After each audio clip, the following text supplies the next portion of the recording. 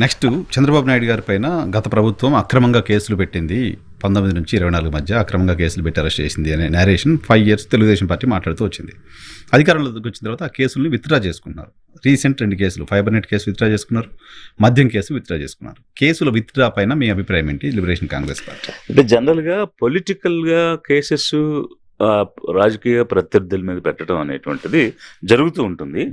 ఆ పార్టీ అధికారంలోకి వచ్చినాక తప్పుడు కేసులు పెట్టారని వీళ్ళు క్యాబినెట్లో డిస్కస్ చేసి కొన్ని జియోసి ద్వారా, ఫర్ ఎగ్జాంపుల్ తునిలో రైలు జరిగిన కేసు కానీ అట్లా కొన్ని కేసెస్ మీద కొన్ని ఇలాంటి కొన్ని కేసులు ఉంటాయి కదా, ఇలాంటి వాటిలో చేయడం సహజంగా ఇంతవరకు జరిగేది. వాళ్ళ మీదే ఉన్న కేసులు వాళ్ళు అధికారంలోకి వచ్చేసాక అధికారాన్ని వాడుకుని చేసేయడం అనేటువంటిది మొదటిసారి చూస్తున్నాము. ఇప్పుడు 2 కేసెస్లో నుంచి అతను డిశ్చార్జ్ అయినట్టుగా చెప్తున్నారు కదా. ఆ రెండిట్లోనూ కూడా ఏం జరిగింది అని అంటే, అప్పుడున్న ఎండీతోనూ ఇప్పుడున్న ఎండీతోనూ రాయించి చేశారు. బట్ అప్పుడున్న ఎండీల్ని వీళ్ళు అరెస్ట్ చేసి వాళ్ళ కస్టడీలో పెట్టుకుని భయభ్రాంతులకు గురి చేసి నువ్వు పెట్టవా అని హై హ్యాండెడ్గా సంతకాలు పెట్టించి కేసుల నుంచి విముక్తి చెందడం అనేటువంటిది క్రిస్టల్ క్లియర్గా కనిపిస్తుంది. అబ్యూజ్ ఆఫ్ పవర్ అనేది. At the same time hand twisting, ఆ పాత ఆఫీసర్స్ని తీసుకొచ్చి రకరకాల రీజన్స్లో అరెస్ట్ చేసి, ఫర్ ఎగ్జాంపుల్ ఇప్పుడు వాసుదేవరెడ్డి అరెస్ట్ అన్నది ఒక కంప్లైంట్, ఒక ప్లెయిన్ పేపర్ మీద కంప్లైంట్ అప్పుడున్నటువంటి సెక్రటరీకి ఇచ్చినారు. ముఖేష్ ఎవరు ఉన్నారు అప్పుడు, ఇస్తే ఆయన సేమ్ బెవరేజెస్ ఎండీకి పంపించారు. వాళ్ళు చూసి మేము దీనిలో కనిపెట్టాల్సిన అంశం ఏమి లేదు, ఇందులో ఎలాంటి పొరపాటు లేదు అని రాస్తూ, ఒకవేళ ఇన్వెస్టిగేట్ చేయాలి అని అంటే కనుక ఏదైనా స్పెషల్ టీమ్ని వేయాలి అని ఒక లైన్ రాయించారు వాళ్ళతో. అంటే ఆ కార్పొరేషన్ అయితే ఏం లేదని చెప్తుంది, బట్ ఇంకా ఏదైనా మీరు తెలుసుకోవాలంటే ఏదైనా టీం పెట్టాలని అని ఆ లైన్ తీసుకుని ఒక ఎస్ఐటీ వేశారు, సిట్ వేశారు. ఆ సిట్ని తీసుకుని వీళ్ళందరినీ అరెస్ట్ చేయడం మొదలుపెట్టారు. సో కంప్లైంట్, ప్లెయిన్ పేపర్ మీద కంప్లైంట్ అంటే ఇదంతా కూడా స్టోరీ, అంటే వెల్ నిటెన్ స్టోరీ అనమాట. సో పక్కాగా ఒక కథను తయారు చేసి దాని ప్రకారంగా వీళ్ళు పావులు కదుపుకుంటూ కంప్లైంట్ ఒక పేపర్ మీద ఇప్పించడం, దాని మీద వీళ్ళు రాయడం, దానిలో ఒక మాట అనడం, ఆ మాట ప్రకారంగా సిట్ వేయడం, సిట్ ప్రకారంగా లిస్ట్ చేయడం, లిస్ట్ ప్రకారంగా అరెస్ట్ చేయడం, జైల్లో పెట్టడం, ఇదంతా కూడా చాలా హై హ్యాండెడ్గా అబ్యూజింగ్ పవర్ అనేది కనిపిస్తుంది. అందులో భాగంగా ఈ వాసుదేవరెడ్డితోనూ ఇంకొక ఎండీతోనూ రాయించేసి, సో కంప్లైంట్ విత్డ్రా చేస్తున్నారు కాబట్టి కేసు లేదనే దాన్ని ప్లీ వీళ్ళు తీసుకుంటున్నారు. But it's not correct. It won't sustain, it won't stand. అని ఈ కేసులోనే నాకు గుర్తుంది, ఆ కేసు అప్పుడు చంద్రబాబు నాయుడు గారి కేసు అంటే చాలా పాపులర్ కేసు, మాజీ ముఖ్యమంత్రి కాబట్టి రెగ్యులర్ ఫాలో అయ్యాం కదా. దీంట్లో క్వాష్ చేయమని ఆయన సుప్రీంకోర్టుకి వెళ్తే సుప్రీంకోర్టు ఒప్పుకోలే క్వాష్ చేయడం, హైకోర్టుకి వెళ్తే హైకోర్టు ఒప్పుకోలే, ఈవెన్ ఏసీబీ కోర్టు ఒప్పుకోలే. దాంట్లో ఏదో ఎవిడెన్స్ ఉందనే కదా రిమాండ్కి ఇచ్చారు. సో కోర్టులకి ఏదో కనిపించిన ఎవిడెన్స్, ఆయన క్వాష్ చేయడానికి కావాల్సిన మెటీరియల్ లేదు అని చెప్పిన కోర్టులకి ఈ వీళ్ళు అసలు ఏం లేదు అని రాసిస్తే సరిపోతుంది. అలా లోక్ అదాలత్లో పెట్టి కేసులు కొట్టేసినట్టుగా కొట్టేయచ్చు. అంటే వీళ్ళు విత్డ్రా చేసుకుంటున్నారు కదా, సో డిఫరెంట్ రూట్ తీసుకున్నారు. 164 స్టేట్మెంట్ ఇచ్చిన తర్వాత విత్డ్రా చేసుకుంటే వ్యాలిడ్ అవుతుందా సార్? 164 స్టేట్మెంట్ మ్యాజిస్ట్రేట్ దగ్గర ఇచ్చింది వెరీ వ్యాలిడ్ కదా. వ్యాలిడ్. రెండోది ఏంటంటే దానికి రీజన్స్ కూడా ఇవ్వాలి. Mere withdrawal will not suffice, so they have to substantiate with reasons. అంటే క్లియర్గా మేనేజ్మెంట్ అనేది తెలిసిపోతుంది కదా. సో అధికారం ఉంది, దుర్వినియోగం చేస్తున్నారు, మేనేజ్మెంట్ చేస్తున్నారు, వాళ్ళకై వాళ్ళు డిశ్చార్జ్ చేసేసుకుంటున్నారు. సో ప్రజలు గమనించాలి ఇది ఎట్లా అంటే, ఆ రోజు కేసు ఉంది, ఆ రోజు అభియోగం ఉంది, ఆ రోజు అభియోగంలో స్టఫ్ ఉంది కాబట్టి సుప్రీంకోర్టు కూడా ఒప్పుకోలేదు. అలాంటి దాన్ని ఇప్పుడు వీళ్ళు ఎలా చేస్తున్నారు అని అంటే అంత బ్లేటెంట్గా ఓపెన్గా చేసేసుకుంటున్నారు. Because no one can question.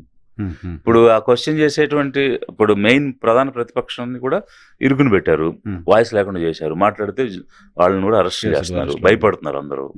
So ఇట్లాంటి సిచ్యువేషన్ లో maybe this right time to conclude అని తెలుగుగా చేసుకుంటారు. ఏంటంటే చాలా మంది నిన్న కొంతమంది మాట్లాడుతున్నారు, అమరావతి రైతులు నాకు కూడా ఫోన్ చేసి మాట్లాడుతున్నారు, అమరావతి రైతుల పైన పెట్టిన కేసులు ఇప్పటివరకు విత్డ్రా చేసుకోలేదు.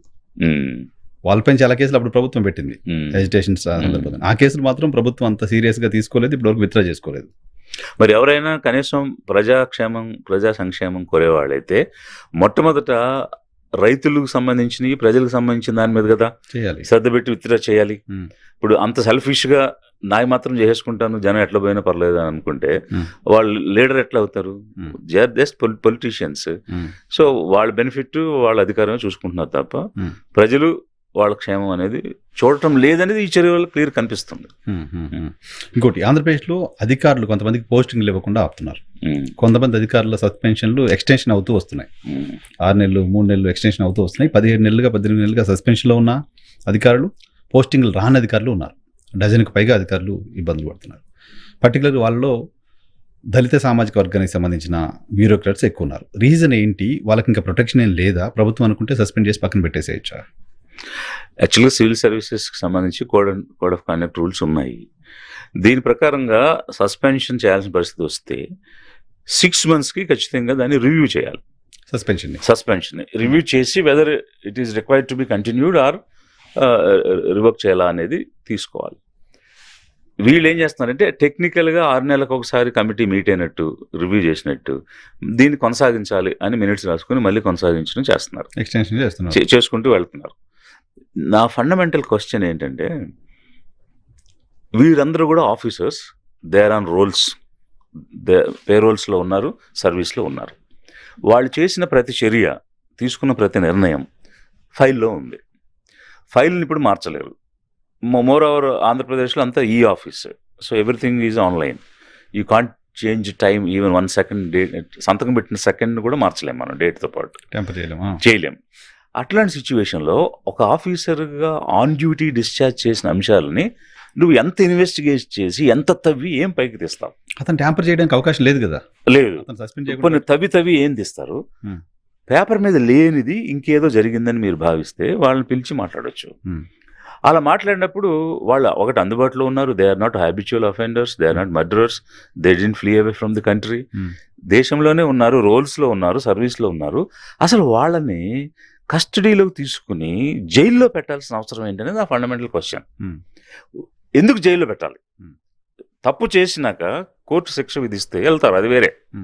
బట్ ముందుగానే జైల్లో ఎందుకు పెట్టాలి? ఫండమెంటల్ క్వశ్చన్ అది. అసలు బెయిల్ అడగడమే తప్పు, అవసరమే రాకూడదు కదా.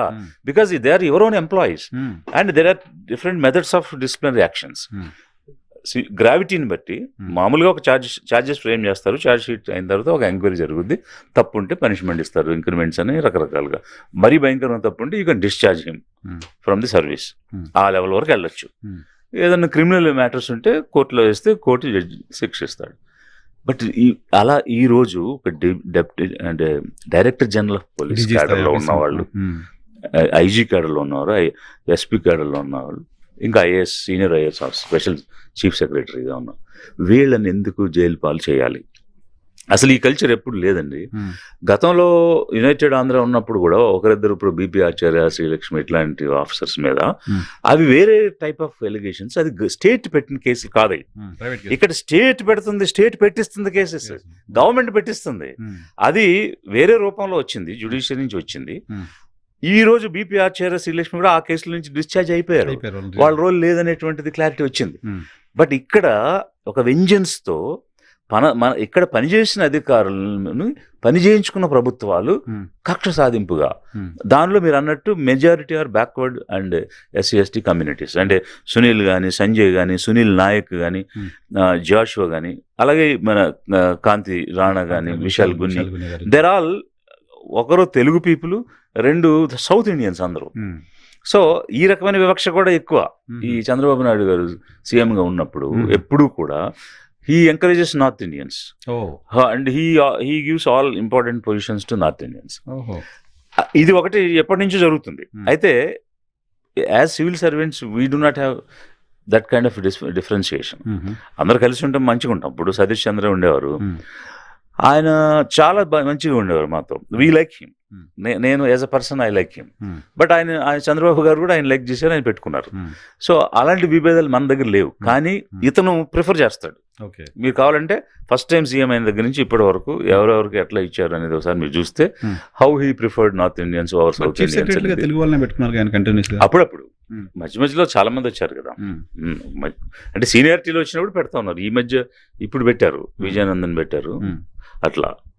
సో మరి ముందు రాగానే నీరబ్ను కదా పెట్టారు. యాక్చువల్గా అయితే నీరబ్కి ఆ నెలతో సర్వీస్ అయిపోయింది. అయిపోయిన అతను పెట్టి పొడిగించుకుంటూ వచ్చారు. అంత అవసరం ఏముంది? చాలా మంది సీనియర్స్ ఉన్నారు కదా, ఆ నెలతో అయిపోయాడని పెట్టుకుని పొడిగించుకుంటూ ఉండాల్సినంత గొప్ప ఏముంది అక్కడ? So that's what he does అనేది ఒకవైపు అయితే, ఇప్పుడు ఫండమెంటల్గా వాళ్ళని ఎందుకు అరెస్ట్ చేసి జైల్లో పెట్టాలి? వాళ్ళు అందుబాటులో ఉన్నారు కదా, నువ్వు ఫైల్స్ వాళ్ళకి ఇవ్వకూడదు అనుకున్నప్పుడు దూరంగా పెట్టు. వాళ్ళు వచ్చి ఎవిడెన్స్లు విట్నెస్లు మార్చలేరు.